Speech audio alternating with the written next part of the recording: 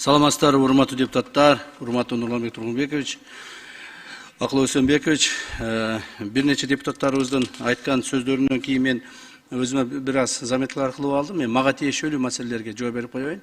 Калгандарын тийиштүү министрлер кайрадан жооп берет деген ойдомун. Исхак Абсаматович 200 миллион баткенге каяктан дейт. Каяктан бөлдүңөр, эмне үчүн бул эмеде бюджетте аз каралбай атат деп сөз узаттыңыз, урматтуу Исхак Абсаматович. Чын айтыш керек, бул азыр ГИКке курулуп аткан үйлөргө, мына ГИКте урматтуу президентибиз айтпадыбы? 50 000 квартира курабыз депчи. Уже 2 жылдын ичинде 25-26да, 24 кошпогондо. Бул эле кошулат. 50 000 квартира курабыз деп атат. 50 000 квартираны мондай эсептеп чыкканда где-то бир более миллиардов долларов кетет да бугачы. Муну биз бюджетке киргизе албайбыз. Бул негизинен ГИКке кеткен акчалар инвестиция негизинде курулуп атат. Аларды расчеттору бар, кайсы жактан келип атат. Бирок курулгандан кийин ГИКтин балансына өтөт дагы, анан естественно бюджетке кирип атат. Быйыл дагы ошондой болду. Мына 2024 бюджетин караганда көрөсүңөр, канча акча ГИК аркылуу бюджетке киргендигин. Мына ошон үчүн болду. Да сиз Баткен жөнүндө айтып калдыңыз, Баткенди караңыз, сиз бара элек көрө элек болсоңуз керек. Баткенде уже азыр жанагы 5000 квартира куруп атабыз. Уже курулуштар кызуу жүрүп атат бүгүнкү күндө. Барып көрүп келсеңиз болот. Же бир шайлоочуңузга чалсаңыз, сизге ал жерден видео кылып жөнөтүп берсин, көрүп аласыз. Так. Ошко 10 000 квартира курулуп атат. Буюрса, алда кызуу иштер жүрүп атат. Кече депутаттар барып көрүп келишти окшойт чамасы, барып көрүп келдиңер окшойт. Жалал Абадта 12 000 квартира курулуп атат. 10 000 деди эле, дагы 2 000 кошулуп кетти жана мугалимдер боюнча. Ошо 12 000 квартира курулуп атат.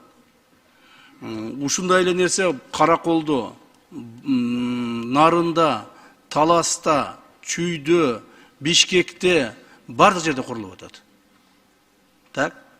Мына сизге ушундай жооп беремин. Коррупция боюнча акчалар каякта дейсиз. Бул боюнча урматтуу депутаттар 17 декабрь, мен ушундай деп ойлоп турам, где-то 16-17 декабрда быйылкы жылдагы, былтыркы 3 жылдан берки коррупциядан түшкөн акчалар, кимден канча түштү, канча акча алдык, каяка кетти, бардыгынын отчетун мен бүт элге берип коеюн деп атам да. Себеби ушундай суроолор бар да. Коомубузда ушул суроо бар. Ошондуктан ушуну ачык айкын айтып деп списокторун кошуп беремин. Макулбу, Исхак Абсаматович, мен азыр эми анын баарын айтып отурбайын, себеби бул өтө көп убакыт алат. Ошондон ошондон маалымат алып аласыз. Бөлтүрүк боюнча миллиард каякта деп атасыз, жана башкалар. Ошол жерде баардык маалыматтарды биз беребиз. Дүйнөдөгү ар кандай окуялардын негизинде ошолорду туура кабыл алып, туура чечим кабыл алуубуздун негизинде мына ушундай бизде бүгүнкү күндө Кудайга шүгүр тынчтык бар, стабилдүүлүк бар, экономикабыз иштеп атат, инвесторлор биринин артынан бири келип атат. Мына кече күнү эле президентибиз айтты. Мурда дейт, инвесторлордун артынан чуркачыбыз дейт. Анан инвесторлор бизди тандайт эле дейт, келсекпи, келбесекпи деп дейт. Азыр биз инвесторлор тандап калдык деп президентибиз айтып атат. Бул эң сонун көрүнүш да. Азыр инвесторлорду карайбыз, келет, бул чындап курабы, чындап кура албайбы, биздин мамлекетке пайдалуубу, пайдасызбы, муну өкмөт карап, анан ошону кабыл алып атабыз. То есть бул дагы мына сиз айтып атасыз, дүйнөдө ар түрдүү окуялар болуп атат, силер кандай карап атасыңар? Биз ушундай карап атабыз.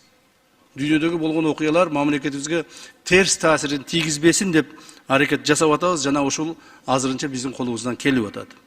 Тарыхый эстеликтер боюнча, Иссыкул мейманканасы боюнча айттыңыз. Иссыкул мейманканасынын кандай акыбалда экенин сиз билдиңиз беле, билбедиңиз беле мен билбейм. Бирок өтө жаман акыбалда болчу. Азыр эми Иссыкул мейманканасынын ордуна ынтымак ордобуз түшүп калды. Бул бир президент үчүн, же өкмөт үчүн керек эмес. Бул келечек муундарыбыз, мамлекеттүүлүгүбүз үчүн керек. Кийинки 100 жыл, 200 жыл, мен билбейм дагы 300 жыл турабы, бул имарат турат буюрса. Мына тарыхый эстеликте ушуну айтса болот. Талкаланып кеткен жерде айтыштын кереги жок. ВДНХ боюнча жаңы ВДНХ курулат ал жерде. Ошол сиз айткан жаңы жанагы ВДНХнын ордуна жаңыча курулуштар курулат. Ал жерге барып көрсөңүз, кирдиңизби, кирбедиңизби билбейм. Эми укмуш жаман болуп кеткен. укмуш жаман болуп кеткен. Жаман болуп талкаланып кеткен жерлерди кайра оңдоп, калыбына келтирип, жаңы курулуштарды курган эмнеси жаман? Ошондой болуп турганда барып эмне үчүн карабадыңыз өзүңүз? Ошондой болуп турганда карап айтпайт белеңиз. Кылган ишке сынчы көп дегенде эле жөнөн сөз айтып коюш оңой. Могул трибунада туруп 2 минут выступать этип коюш. Бирок ошол жерде бир изданияны бузуп, ордуна жакшысын куруп, элге пайдасын тийгизип коюш өтө оор нерсе. Кыйын. Чоң эле киши ушуларды эсиңизге алып койсоңуз жакшы болот эле. Кытайлар көмүр боюнча эмнеге иш болбой жатат дейсиз? Кытайлар көмүр боюнча биз менен соглашение түзгөн кытайлардын бардыгынын иши жүрүп атат. Кыргыз көмүрдөн маалымат алсаңыз болот. Кыргыз көмүр жетекчиси барбы? Встать, туруңуз. Мына. Азыр айтпай эле коюң вообще. Маалыматтарды Исхак Абсаматовичке берип коюңуз, макулбу? Кытайлар келип мына биздин азыр мына бул Минкуштагы иштерди, обращение кылып Минкуштагы иштерди. Минкуштан былтыры канча көмүр теске алынды эле, быйыл канча көмүр алынып атат. Так, ошо Бешбуркандагы азыр кытайлардын жердин астына кирип алып казып аткандарын, макулбу? Бүт маалыматты берип коюңуз. Сиз маалыматты билбей эле жөнүнө айтып коюп атасыз да, үстүртөн эле. Маалыматтын баары турат. Сурасаңыз берет. Анан кийин ошо менен ишти, то есть өзүңүз эме кыласыз. Анан жөнө айтып койгон болбойт. Өкмөттүн айткан бардык убадалары боюнча өкмөт убадаларын баарын аткарып келатат. Туура, бул деген турмуш. Анча-мынчасы аткарылбай калышы мүмкүн, убактыбыз жетпей калат, акчабыз жетпей калат, мүмкүнчүлүгүбүз болбой калат. Бирок негизинен мына урматтуу депутаттар өзүңүздөр күбөсүздөр.